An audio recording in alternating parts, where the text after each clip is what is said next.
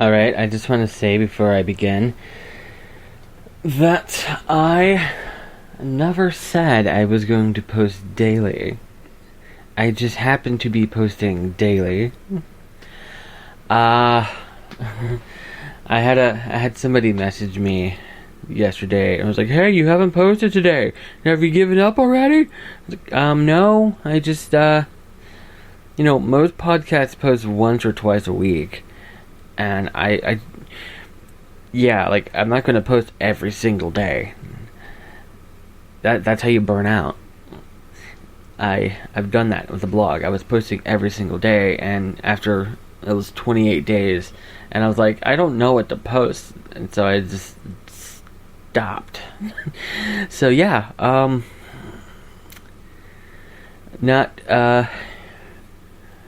hopefully I'll get to the. I'm just starting, so I'm kind of winging it as I go. I'm hoping to maybe do have a set schedule on how a format, basically. I have an opening with music and an outro and have hey, today on this podcast we're going to do this or whatever. Maybe even have a script. Yeah, me following a script. Anyway, I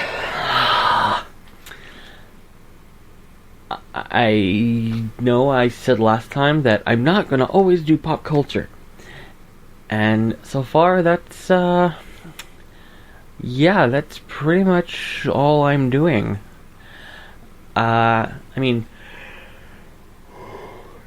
Yawning again. Okay, that's good.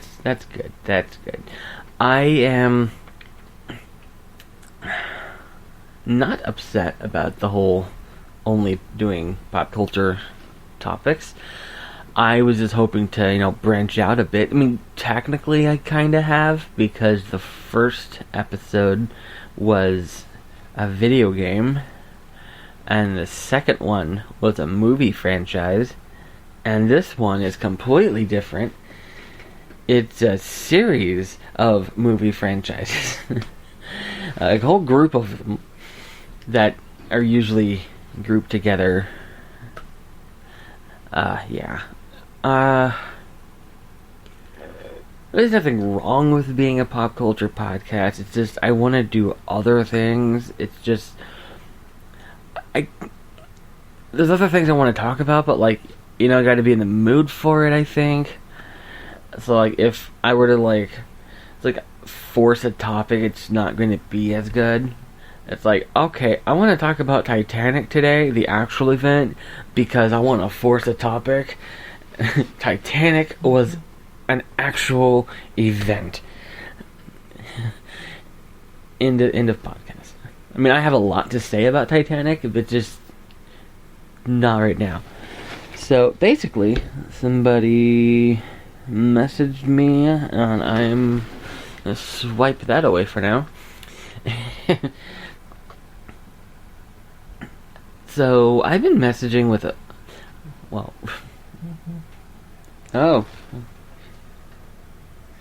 okay. I'm just gonna push my phone away. I've been messaging one of my best friends, and she and I have been talking about I don't know what to call this group. I don't want to continuously say Freddy, Jason, and Michael, because that would get annoying. Isn't it a group? A name for them, because they're the main three, 80s horror icons, basically. There's other ones, and in the past when I have said, oh, they're the three main ones, people have been like, what about Leatherface and Pinhead and Pennywise and Buffalo Bill? And I'm like, that they don't count. And Buffalo Bill was in one movie. I literally had somebody was like, Buffalo Bill, you forgot about him. That was Silence of the Lambs. It's one movie. Technically, it's part of the series, but Buffalo Bill was only in one that I know of. I don't know. Anyway, technically, I'm not going to be talking about the series I don't know. I'm not going to be talking about them specifically, just about them. Because the only one of the 3 series I've actually seen all the way through is Halloween. Okay, so Halloween 2013, I actually sat down and I watched every movie in the Halloween series, including the 2 Rob Zombie movies. I actually really like the Rob Zombie movies. I was considering not including them because of how much people bash them, but I decided, well, it's part of the franchise. I may as well. And I ended up really liking them because there's 2. Granted, they're not. It's not as good as the original, but I mean, you can't really compare. I mean, I hate how people are like that, where it's like, if you say you like something, or if you say, like, I told some big fans that I like the Rob Zombie reboots. Oh, so you're just going to completely ignore the... No, I'm not. Those still exist. They're still better. That doesn't mean that the Rob Zombie movies can't be good. Just because they exist, they exist outside the timeline of the original series. They exist separate from the original series. They are good. I like them. It's okay. That's the only... Oh yeah, there is one movie I skipped. It's Halloween 3, Season of the Witch, because it doesn't count. It is also outside. It is... Because the original plan for the series is they wanted to do an anthology film. Halloween 1 and 2 was a continuing story. It was... A lot of people don't know this. People are always surprised when I say this. When I say that Halloween 2 is actually the other half of that night. The end of Halloween, it was like the showdown is at Halloween night, and yeah, like when she's like beating on the door, like, let me in, open the door. Yeah, the Halloween 2 is the other half of the night. It's literally part 1 and 2. And yeah, it was a 2-part story, and then Halloween 3 was going to be a completely different story, and it was, because Halloween was never supposed to be about Michael Myers. It was supposed to be an anthology series. But then, Halloween 3 had such a horrible reception. People were like, wait, where's Michael? So, Halloween 4, Return of Michael Myers. Wait, was that the title? That was completely unintentional. Where's my keyboard? Oh no, I lost my keyboard. Oh, here it is. It's next to me. Okay, let's see. Halloween. I misspelled it. It knew what I meant anyway. Cool. Wikipedia's cool. I'm not going to sit here and read an entire Halloween. Read an entire Wikipedia. Let's see. Season of the Witch. Oh, no. The Return of Michael Myers. That was Halloween 4. And then, wow. And then they got really creative with the names. Halloween 5. Revenge of Michael Myers, followed by The Curse of Michael Myers. Let's see. But technically, the Halloween series exists outside of the timeline of the Halloween series now, because now they have the revised Halloween timeline. Because now it goes Halloween 1, skip the entire series, Halloween 2018, which is good. I like that. That's because as good as the Halloween series is, it does become kind of a mess. And if they had tried to do that movie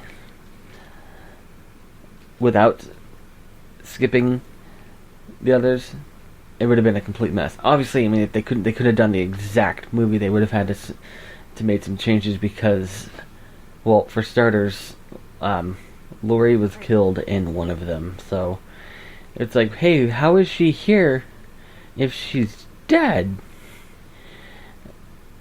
So, I mean, yeah, they had to ignore a lot of it. My question is, though, why did they ignore Halloween 2? Because, as I said, it's the other half of that night. But, again, like I said, a lot of people don't know that, so it's probably a good thing to just... It stop a lot of confusion to just cut that one out, too. Because if they put in references to that, a lot of, like, casual fans would be like, wait, I don't remember that. Something about a killing spree in a hospital? That doesn't make any sense. Because you skipped that one. Alright, so, as I said, 2013 Halloween, I watched the entire series, sans Halloween 3. As for the other two series, on the following Halloween, 2014, I tried to watch the entire Friday the 13th series, and I made it all the way to... Well, crap, I don't remember. I know the name of it, I don't remember which one it was. Let's see. Friday the 13th franchise. Let's see. Films. Friday the 13th, Part 2, Part 3, Final Chapter, New Beginning. New Beginning is the last one I made it to. Not because I wanted to. I forget what happened. Not in the movie. In real life, as I was marathoning, something happened, and I couldn't get back to it, and then I just never got back to it. But I don't remember. It wasn't. I don't think it was anything like, oh, somebody died. It was like I got called away. I probably got called in. Knowing me, I probably got called in to work that night. I don't know. But point is, I only made it to the 5th one. And yeah, I haven't. So I've only watched about half. After that, there's Jason Lives, The New Blood, Jason Takes Manhattan, Final Friday, Jason X, Freddy vs. Jason, and Friday the 13th, which is the reboot. I haven't seen any of those that I just listed. Oh, wait, no, I can take that back. I have seen Freddy vs. Jason. But that technically doesn't count. I mean, it's here on the list, but I mean, they kind of had to list it because it's part of the series. I don't know if it's the same timeline. Is it the same Jason from the main series, or is it like... Because I think one of the writers or something from that movie went on to do the reboot. Well, I'm looking here. Let's see. Producers. Yes, the producer of... Oh, Sean S. Cunningham. He was a producer on Jason Goes to Hell, which was the Part 9, Final Friday. And he was the producer on Jason X, Freddy vs. Jason, and the reboot. So... yeah. Wait. Michael Bay? Michael Bay was a producer on the Friday the 13th reboot. Wow. I've never seen that. As I said, I think there was a TV series. Let me see. I could be wrong though. I think I remember seeing something about a... Wait, documentary, video games. There's a video game based on it. Oh, right.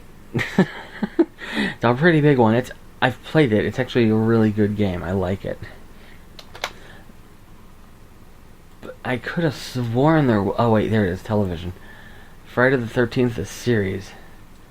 Let's see. Let's check out that page. It ran for 3 seasons. Wow, 72 episodes? Okay, so I had heard of the Friday the 13th series. Obviously, I'd never seen it. But I literally knew nothing about it except that it existed. And I always just assumed it was one of those failed things that lasted like 3 episodes and it was canceled. I didn't know it ran for 3 seasons and had like a lot of episodes. That's actually quite impressive. I kind of want to see that now because I did not know this. What it was about. Okay, let's see. It ran from 3 seasons from October 3rd, 1987 to May 26th, 1990. In first run syndication, the series follows Mickey and Ryan, owners of an antique store, and their friend Jack Marshak as they tried to recover cursed antiques to put them into safety in the store's vault.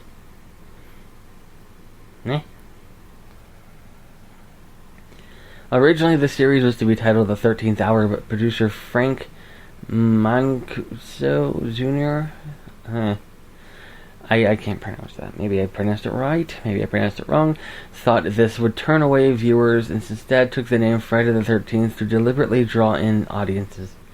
Despite this title, the series has no story connections to the film series of the same name, as Jason Voorhees does not make an appearance, nor does any character connected to... What? Then why...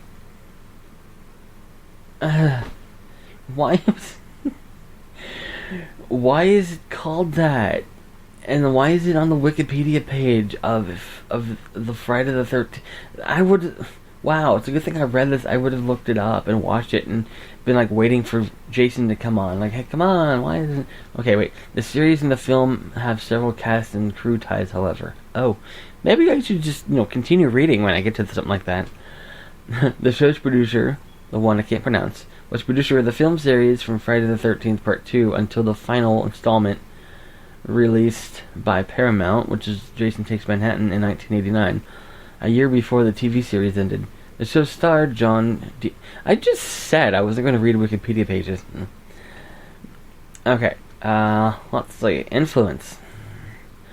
There is a popular rumor that the last episode was to reunite the movie and television franchises by having the final item recovered be the hockey mask belonging to Jason Voorhees. This remains unfounded, and while there was talk about having a hockey mask on one of the sets as an in-joke, there was never any serious intention to... that actually would have been cool. Like, they're going around collecting, like, 3 seasons of them collecting these mystical, whatever, items. And then, in the last episode, they have a reason for naming it that. Just a thought. Let's see. And, okay, as I said, when it comes to the Friday the 13th series, I've only seen the 5th one. Now, to the 3rd one, where is, let's see, A Nightmare on Elm Street franchise. Well, let's see. Films.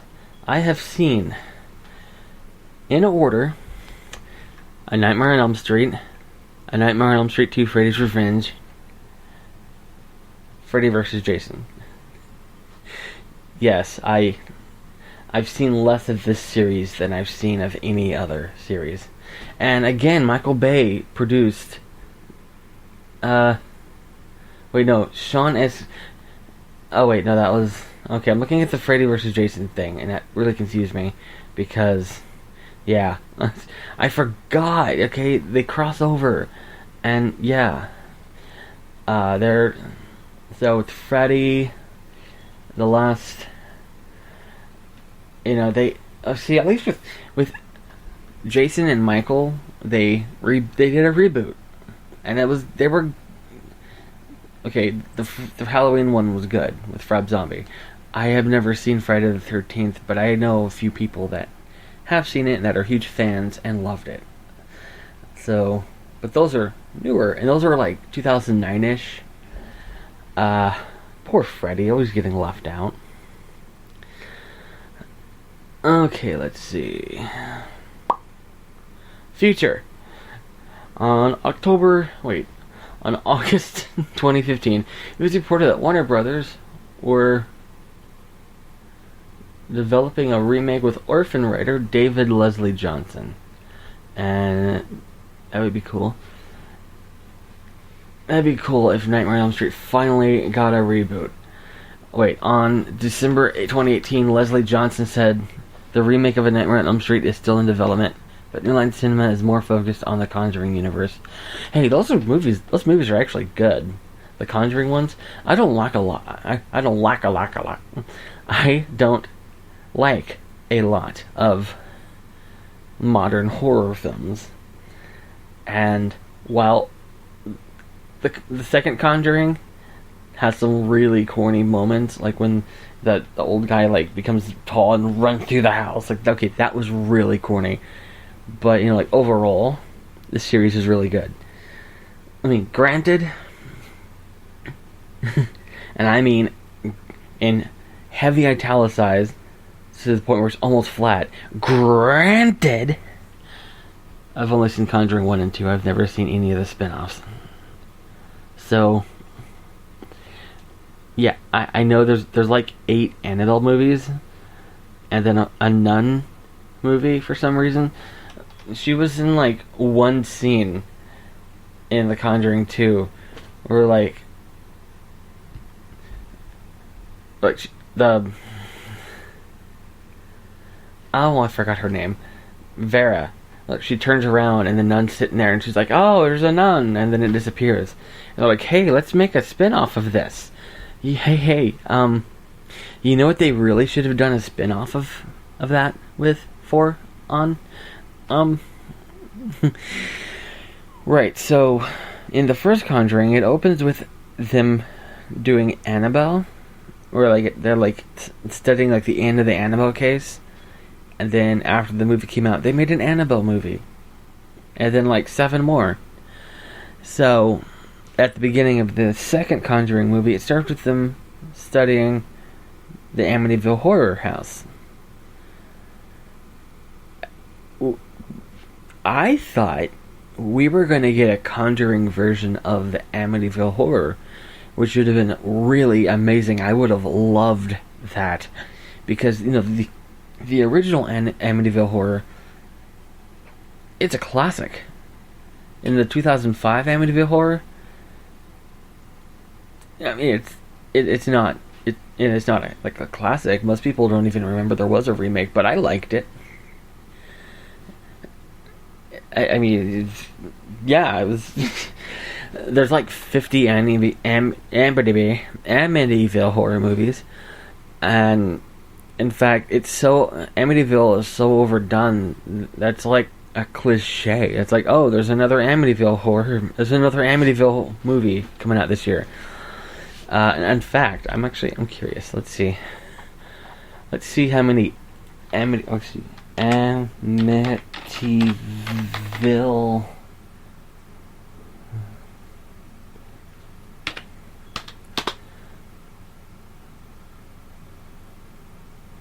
I'm just gonna hit enter and see what happens.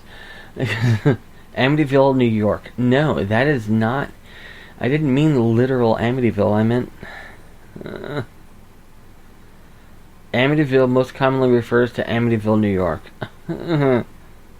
Amityville, a song by Eminem. No, that's I do like that. Wait, Amityville, House on the Hill is a song by Lovebug Starsky, and that is the only thing on the disambiguation page. Really?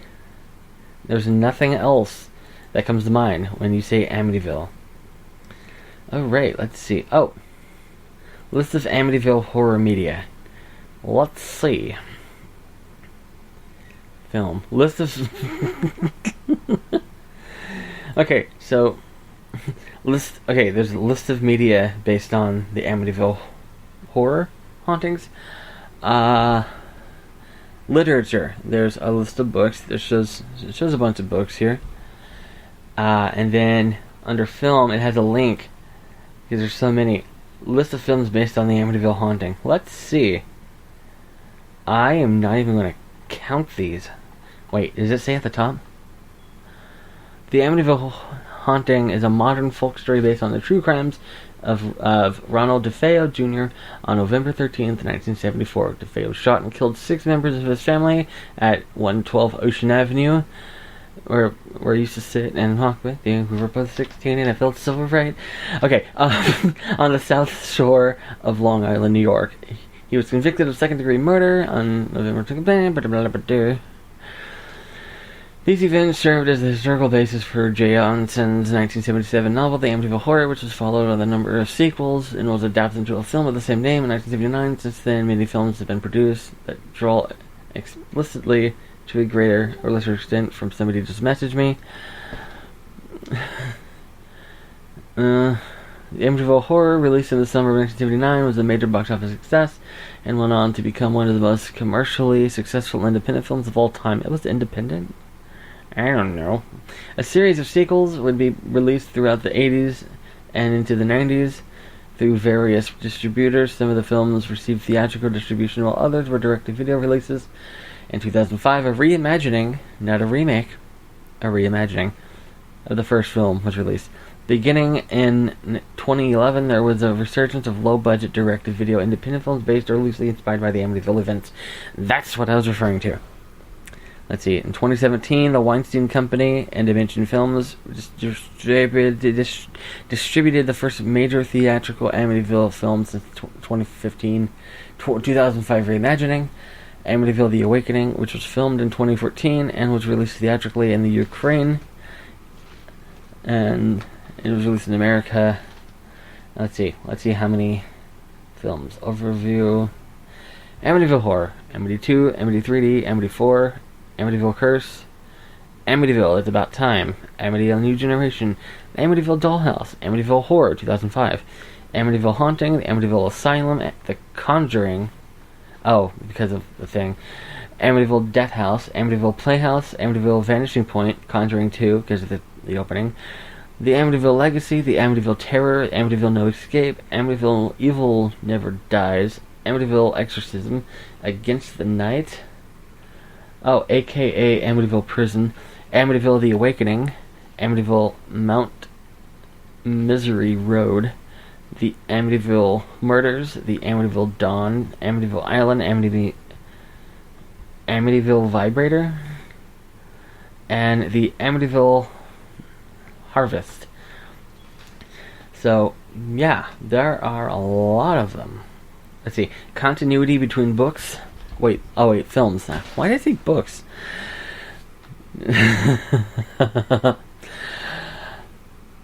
None of the films are direct sequels to each other, and parts 1, 2, and 4 are the only films based on books from the Amityville book series and establish references to each other. Amityville 2 is a prequel to the original 1979 film, which tells the story of the DeFeo family's mass murderer, though their names are changed to Montelli family in the film. Amityville 3D is a sequel to the first film based on the accounts of Stephen Kaplan, renamed to John Baxter for the film, who was trying to prove that the Lutz family story was a hoax. Due to legal disputes with the actual Lutz family, the events of the first film could not be directly referenced. Somebody else messaged me. Same person. Including the Lutz family themselves, who were never referenced by name. The film oddly also refers to the murders that happened in Amityville 2 as the DeFeo murders, despite the family having been renamed to the Montelli. Of the later films, Amityville: The Awakening is explicitly a different continuity from all previous films, which are portrayed as existing in universe. The characters watch and discuss the 1979 film The Amityville Horror, and the character brings DVDs of the sequels and remake to the protagonist's house. The Amityville Murders 2018 serves as a loose prequel to the 1979 film and a retelling of the original DeFeo murders. Okay, so I'd heard of Amityville Awakening, but I didn't know anything about it because I just assumed, it's another Amityville movie. But it takes place not only outside of the continuity, but like outside of that universe. It's supposed to be like in our universe, I think, or like like a realistic. Technically, Amityville is supposed to. Anyway. That's kind of cool. I kind of want to see it now. It's not just it's not just another Amityville movie, but the fact that it was released theatrically, where the others were direct to video, it's also that also kind of is impressive. There was, it kind of reminds me how the first, there's the first, yawning again. Meh, okay. The Human Centipede. There's the first one, which, up there. But no, I forgot the word human. The centipede. The Human Centipede. First sequence. Aha. Alright, let's see. Load. Okay, there we go. The Human Centipede. The first movie, it's not... You hear the idea behind it, and you're immediately grossed out. You're like, oh, that's going to be an intense movie to watch. But I watched it years ago, and actually it's not that bad. Like, graphically, like all the the scene that you think would be extremely graphic, the actual, like when he sews them together, it's not actually shown. It's just kind of implied. It's just I don't remember. I haven't seen it in forever. But like I remember him like drawing, like taking like a marker and like drawing on the people like where he's going to cut and things, and then it just cuts to they've already been sewn. It is kind of disturbing to actually watch them in Human Centipede mode, but it's not really that as grotesquely disturbing as you would think. Human Centipede 2, on the other hand, yeah, that one, I almost couldn't finish it because it was, I guess, okay, so I guess the tagline of the first one was something like 100% medically accurate, or something like that. And the second one, they were like, I guess the first one wasn't over the top enough. The tagline is 100% medically inaccurate. And the reason I'm mentioning all of this is because in Human Centipede 2, Human Centipede 1 is a movie, and the protagonist, the main character, the guy doing everything, the one the people the camera's following, he owns a copy of the Human Centipede, and he watches it all the time, and he's obsessed, and he wants to make his own. But he's not a doctor, and when he goes to do it, it's very graphic. I don't recommend watching it. And the third one, I've never seen. One of my best friends, he and I usually agree when it comes to movies, and he told me not to watch it. He said he watched it and he wished he hadn't. It was, I've never seen it because he said not to, and I take his word when it comes to stuff like that. There's been movies where he told me not to watch, and I watched it and I regretted it. and I would tell him, like, hey, I watched this movie, and he'd be like, what did I tell you? I told you you would hate it. Like, I know. So, but yeah, that's the only reason I'm mentioning that, is because of the whole continuity, and I think that's what they're going for with the Amityville movie. Speaking of modern horror films, there is one of my favorite. I think I put too many L's. I did. Wait, why did I say that happily? Okay, so I'm hoping there's no sequel to this planned. A possible sequel. Okay, so when I think pretty much everyone that knows me knows I don't really like modern horror films. It takes a lot for me to watch one, and I don't remember what year it was. I think it was 2016, 2015, I think it says here. Actually, let me see, what year did this come out? Release date, when was it released? 2015. So in about 2015, everyone started telling me that I just had to watch this movie called It Follows. And I'm like, I'm not watching it, it's just another stupid horror film. They're all the same. And then someone sent me the trailer to it, and yeah, I was laughing the whole time. I was like, okay, so you had a ghost in a TV, and then with the Ring, and then a ghost in a cell phone with one missed call, and then Shutter, I think it's called, you had the ghost in the camera or in the mirror, and then in Pulse you had ghost in the computer, and now you have a ghost STD. Oh, this is the stupidest thing I've ever seen. And then that friend that I mentioned before, that I always take his word when it comes to movies, he was like, no, you trust me, watch it. You need to watch this. And I was like, okay. Now I'm confused. So I watched it. And it's one of my favorite horror films of all time. It's not a very long list. Yeah, it is surprisingly good. And the way it ends, it's kind of like, Inception. It ends on like the spinning top, and it slightly moves a little, and then cuts to black. It's like, oh, it leaves it up to our interpretation, and everyone's been discussing it. Out of everything about that movie over the last, I don't know how long, years, that's the one thing everyone talks about, is the ending. Like, is he dreaming? Is he awake? So the way It Follows ends, it's kind of the same thing. Like, is it over? Is that person following him? Is that it, or is it just a person? And then it cuts to black. Well, and here it says possible sequel, and I hope they do not make this. Following the film's success, Radius TWC co-president Tom Quinn announced that the studio was looking at into a possible sequel. Quinn has expressed the idea of flipping the concept of the first film around, with Maika Rose J. Okay, I don't remember the characters' names. Or another protagonist going down the chain to find the origin of it. No.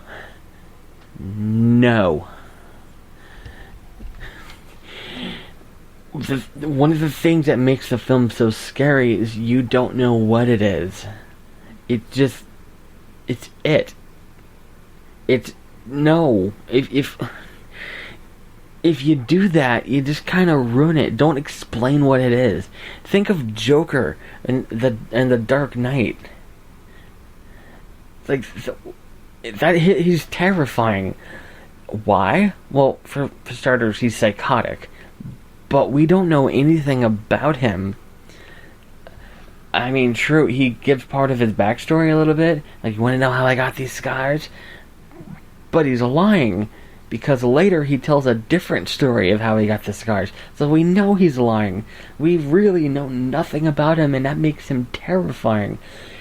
If you add an origin story to It Follows, it's no longer scary. It's going to become stupid. Think of Paranormal Activity. I love that movie.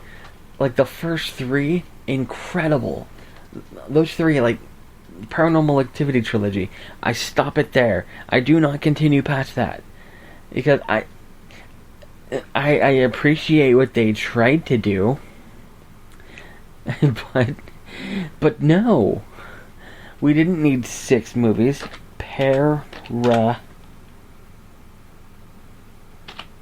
Normal Activity film series. There we go. I don't like typing whole things, so I just type until the suggestion is there. Let's see. It's 6 movies, right? 6 films. We did not need that. Paranormal Activity 1, 2007. I watched it in theaters in 2009, and that is the ideal way to watch it, especially with the surround sound. At least watch it with surround sound. I mean, I prefer the theater with that one because of the surround sound. Because, like, there's, like, subtle noises you don't... Because I remember there were, like, subtle sounds you could not hear when I bought it on DVD when it came out. And all the subtle noises and stuff that made the film even scarier, they're gone. I mean, they're still there, but without surround sound, it's like, oh, it's a noise. And that film... Everyone makes fun of it because, well, for starters, because a lot of people make fun of it because of the fact it is Paranormal Activity, and it's fun to make fun of it. But the thing that really ruins it for everyone is the very ending, the last shot, when Katie bites the camera. Okay, now you lost me. I mean, granted, it was the last shot and the movie's over, but you lost me. I like the original ending of the movie, where I don't remember too much. I remember it shows it. It's like the next day, and like the police come and she like lunges at the police and they shoot her, and the film ends. That I mean, that's kind of intense, but it's better than her biting the camera. I mean, what the heck was that?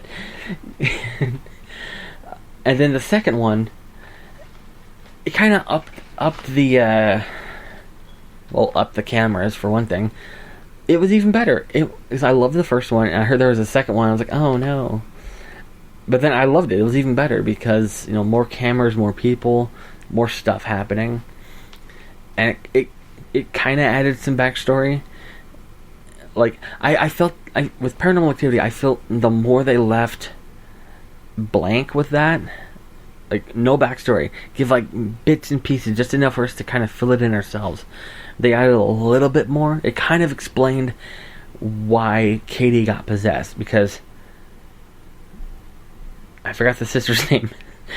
She was getting possessed, and they were like, nope, let's pass it on to Katie. And then the events of the first movie, and then Toby gets taken. I think his name's Toby. I'm probably thinking of Labyrinth.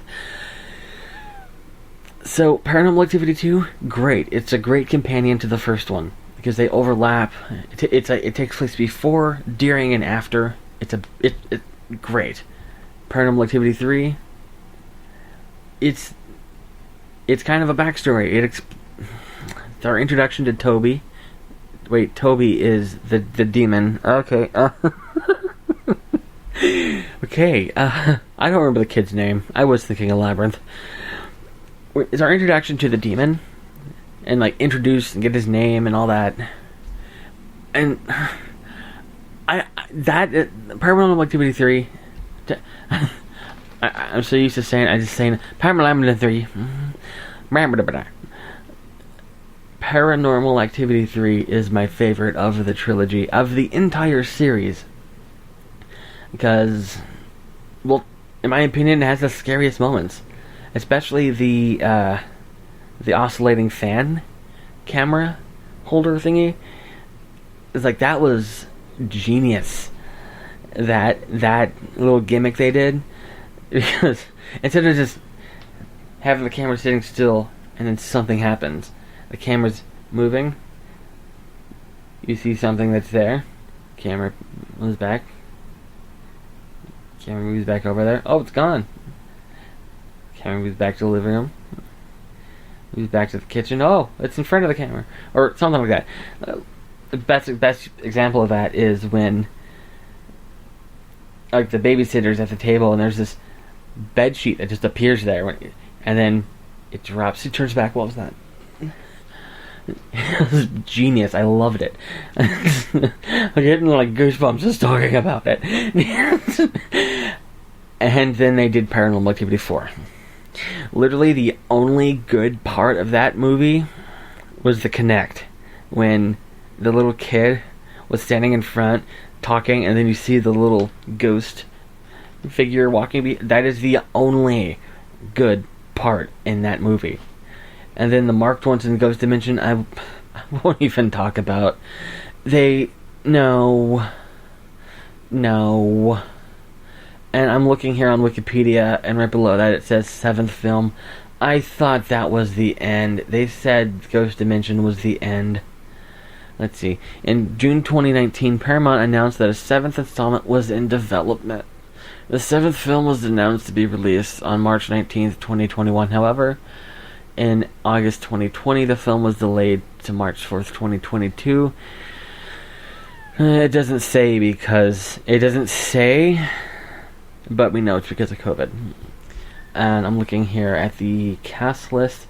Katie was played by...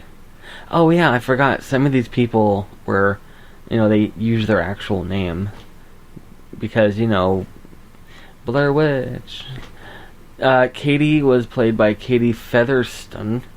Toby was unseen until Ghost Dimension, which that tells you how bad it was. He was unseen in the first 5 movies. I don't even remember. Was Toby in Marked Ones? Because it was like technically a different story, and like it was until the very end. Marked Ones wasn't even connected to the series. He goes through like a time warp thing, and suddenly okay. I will give Marked Ones one thing.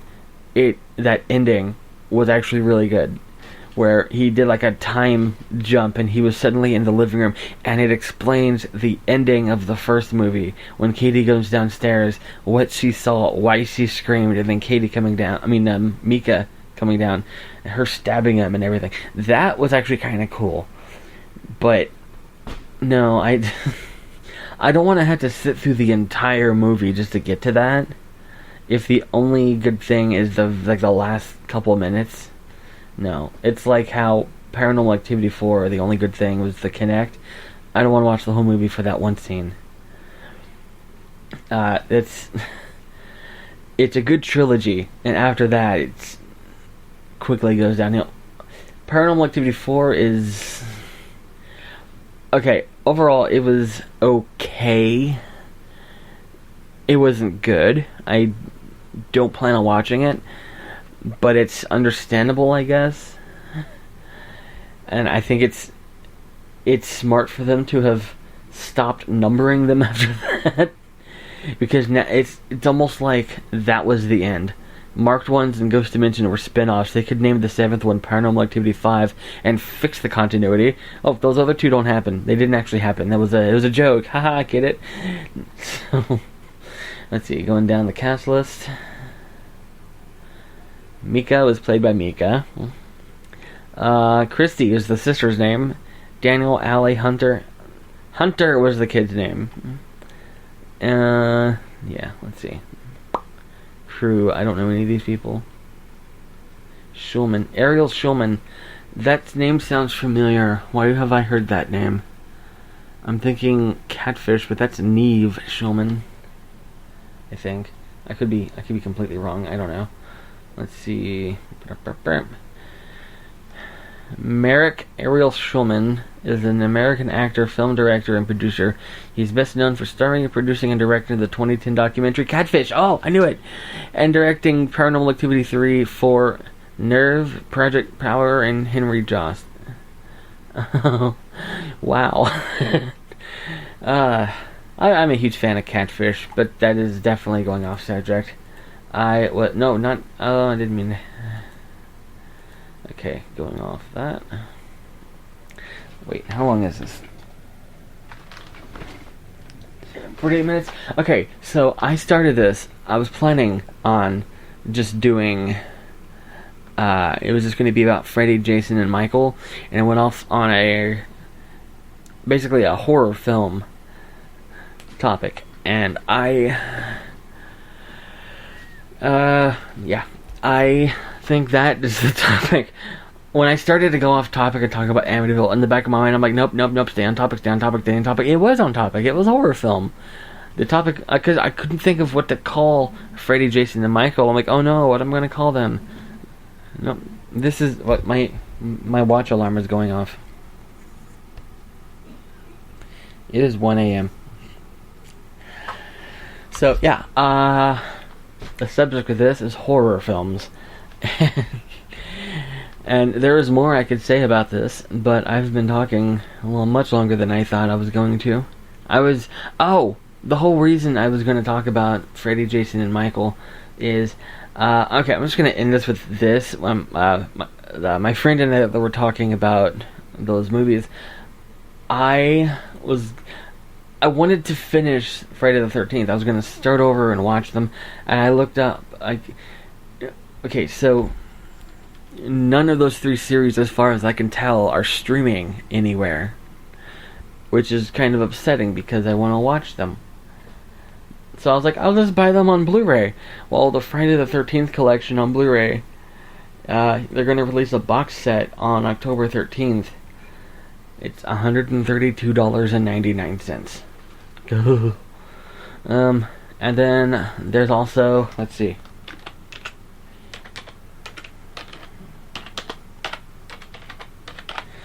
Halloween collection.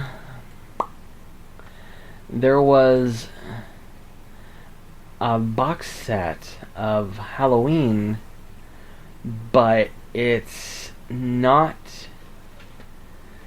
Okay, so you know how I was kind of freaking out about the $130 something for Halloween? Oh, no, I can't find it. I looked this up on my phone, and I'm looking on the computer, and Amazon here is completely different. Alright, I found the screenshot I sent her. I said the price could be so much worse, I guess. Halloween, the complete collection, limited deluxe edition Blu-ray, $788.88. And then below that, I found Nightmare on Elm Street collection, the first 7 films. The Freddy vs. Jason isn't included. It's $32. So you get his friends are in the hundreds of dollars for their collection. Freddy, $32. Yeah, that's what I was getting to. That I was going to complain that you can't watch those on streaming services. I want to watch them, but then I got off on that. I will end this on a somewhat unrelated thing. It is very unrelated. I saw this right before I started recording. I actually forgot about this until I started recording. Nintendo was going to announce the next. There's a new Smash Ultimate character, and everyone's like, "Who is it? Who is it?" And I'm gonna post this before they announce it, because they're gonna announce it tomorrow, which technically today, because it's 1 a.m. So it's today, but it's like later today. Like, it might as well say tomorrow, because it's today, which is tomorrow, but it's now. I don't know.